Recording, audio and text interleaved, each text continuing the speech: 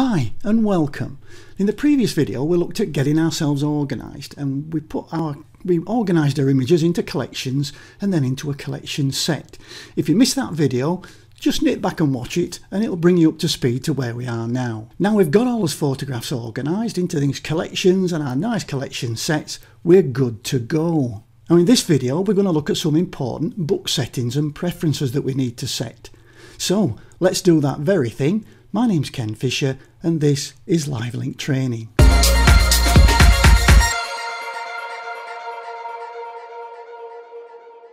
Okay, let's start by opening the book settings panel here. And we can see we've got some options. Now the first option here is to do with how you want the book printing.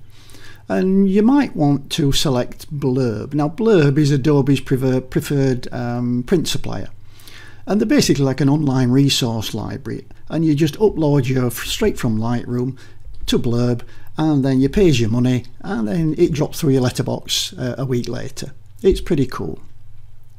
Now you can, if you want, you could print it yourself. We've got the option to print as a PDF, so you could take that to a different resource library, or you can print it out as JPEGs. Now just to point out that there is an estimated price field here. And this is basically logging up as you go how much it's going to cost you to print this book.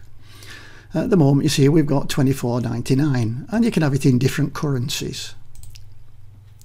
Now as I change some of these things, you will notice that this will change. It will basically get more expensive generally. So we can change the size. Say at the moment we've got it set to standard landscape.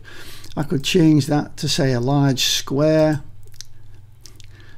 And you can see it's put the price up quite considerably. Or we could go to a standard landscape, and I think we'll leave it at that. Now the cover, what kind of cover do you want on this? Well, we've got a hard cover, we've got a dust jacket, and we've got a soft cover. And the soft cover is obviously cheapest. We'll put this back to, I think, a dust jacket. We'll leave it at a dust jacket.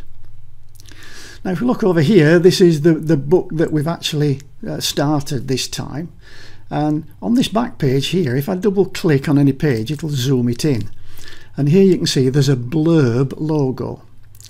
Now this is Blurb's advertising. If you don't want that, then you can go to the logo page and you can turn it off, and if you turn it off, basically it costs you a little bit more. So you've got to examine your budget really to see whether you want to do that. So if I click none, that logo disappears, but the price goes up. I'm going to leave that on because I think it's not bad. And I'm going to double click to drop back to view the actual project again. Now let's have a look at some important book preferences. Now for that I'm going to go over to the book menu and I'm going to go down to book preferences. And here we've got three preferences. Now we've got basically the layout options, the default photo zoom. Do you want to zoom to fill, or do you want to zoom to fit? Now if you zoom to fill, it's going to fill the whole cell. If you want zoom to fit, it will fit basically the document bounds. So you'll see all your image, but you may see some white pieces down each side or white pieces at the top. I'll leave it set to zoom to fill. We've got some autofill options, and I'll leave that ticked because I do like it to start by autofilling with all the images I've selected, and it gives me a starting point. And then we've got some text options. Now we've got text, basically text boxes, and we can fill that with, well, we can fill it with some metadata, some title metadata, the captions, the file name metadata.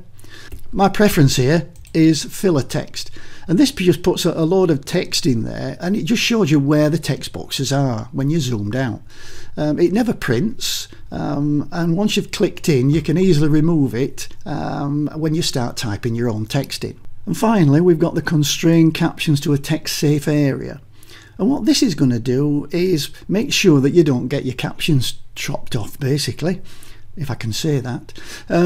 But what it is, if you don't want any of the captions to go too near the edge, because there is an area that will get chopped off when it actually starts getting printed, the book. And so this just makes sure that you don't do that, that it will not let you go outside a certain area, so you don't get this problem happening. And when you're happy with everything here, just close down this dialog box and we're good to go. And that's it for the important settings and preferences. And next we're going to look at how to get Lightroom to create some automatic layouts for us. I do hope you enjoyed that. If you did, please give me a thumbs up or leave me a comment under the video. And if you get a minute, please click that subscribe button, and it helps me to grow my Photoshop learning community.